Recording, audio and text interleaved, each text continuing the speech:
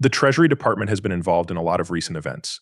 They are going to say bad things about Ripple, their stablecoin, and everyone working in the financial business right now.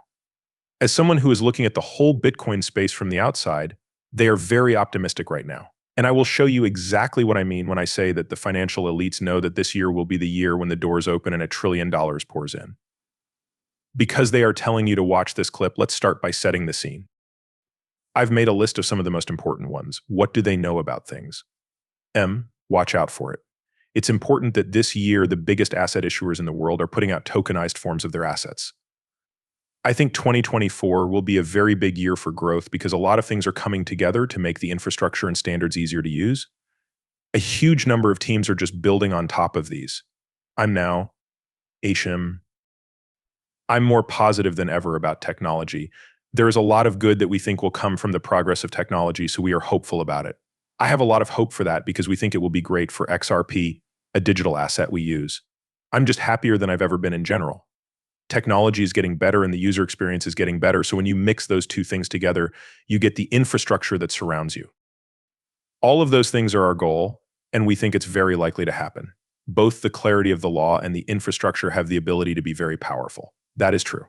It doesn't seem like such a big guess when you remember that supply and demand control this just like they control everything else. I also think that people are becoming more aware of how important Bitcoin is as an asset. It's worth $2.50 quadrillion, you know?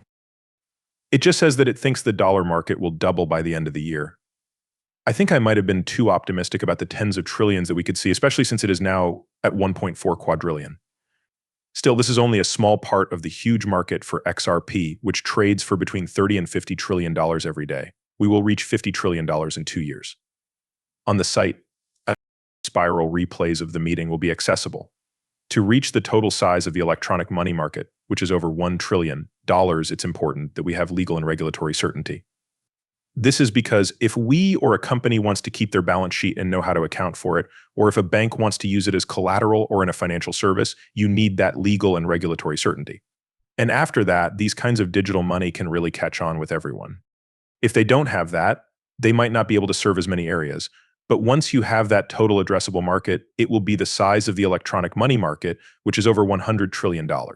That's going to be a very big deal. And by the middle of next year, we'll have legal certainty on a well-run, compliant, regulated stablecoin system that's happening in almost every major market.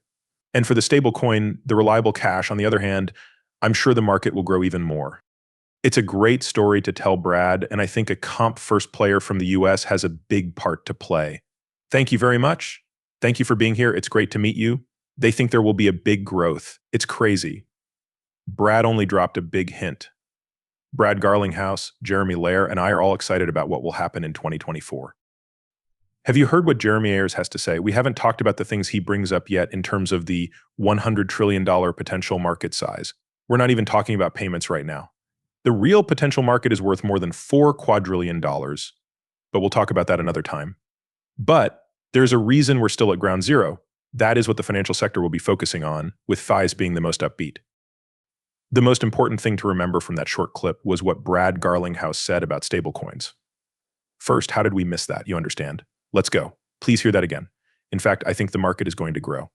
I think a US-based player that puts standards first is doing a great job. You should tell Brad this story and play. Thanks so much for being here. He is pretty much on set talking about their business and the stablecoin they are about to release. Please let me know what you think in the comments. It's below, but it will get better soon. We'll talk about the digital dollar project and then play this video montage that shows all the important events that have happened, such as the launch of stablecoins, the impending regulation of Ripple, and the close cooperation between Ripple and the IMF's BII's Innovation Hub and other top government agencies. It's likely that a lot of people will miss this, but those who do will benefit greatly. We were right again about what would happen. It takes $144 to send $100 with Bitcoin. We were right again, see. Remember that I already talked about fees that change often. Ethereum, Bitcoin, and Solana are never going to be used by banks. As an example, look at this $5,800 deal, which was mostly to pay $500 in network fees. However, someone else tried to pay $100 but failed. The cost to the network for this to happen was exactly $144. There are many problems with Bitcoin, which is why XRP was created in the first place. So you can't make Bitcoin bigger if most people don't know about these problems and don't understand the technology behind it. We can't make Ethereum or Solana bigger. That's all there is to it. Now let's talk about the digital dollar. It is going down. They have worked on this in secret for years.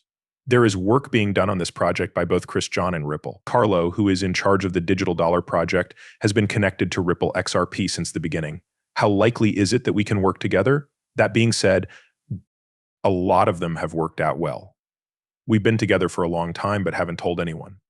It's called the raw plank. Guys, do you remember Raw Platnick? This picture might be found here. Rob Patnick and Jesse Chang, who played Christine Lard and Brad Garlinghouse, both worked at the Treasury Department. He was the CEO and director of the DTCC before. The DTCC is in charge of assets worth more than $2 quadrillion a year. Then there are people like Tom Znack. Do not forget what Christopher John Carlo says it is very important for you. Swift has been on the Swift team for 4 years. You may have heard this before, but we're sure it's happening now, so pay attention, everyone. We have made it clear that Ripple will have the right systems in place and everyone is on board with that. We're just letting everything happen. It's really cool to see. People who have subscribed to the channel since the beginning and have seen all the connections were heavily criticized in the comments section. People said things like speculation and you're just making stuff up that you want to hear. But you know this is going to happen and $100 XRP will be the next big thing. Again, ignorance will slow them down, but they should pay attention to Chris John. Do you agree with Carlo now that everything makes sense? Let me know in the comments what you think. I think your music sounds good too. Ripple and XRP have been chosen. As a short summary of our suggestions, I think the answer is simple. Now, a business that runs itself can act like a government agency. No question that strict rules and the government are to blame for this, but I know how hard it can be to work for the government. It can be hard to put new technological ideas into practice. As a worker for the government, after 3 failed attempts, I went to the business world for help because I couldn't build a medical website. It is very important to finish this job on time. The business sector needs to help build it and make sure that these standards and protocols can be used by the current financial ecosystem.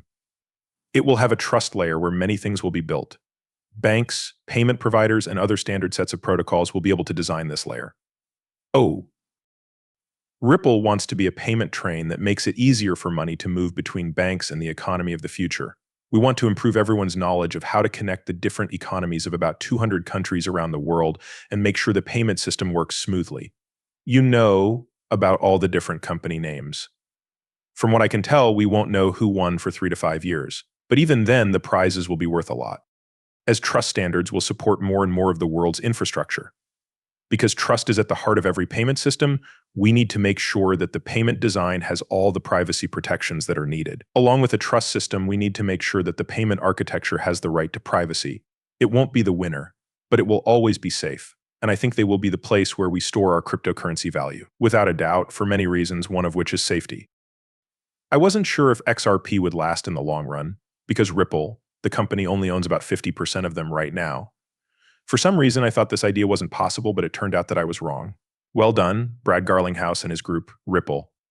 You now know what a group is. You know that there is an XRP army. They worry about their currency and their environment. You understand. While it can be useful in some situations, it mostly does the same thing that Bitcoin does. It gives people another way to keep their money safe.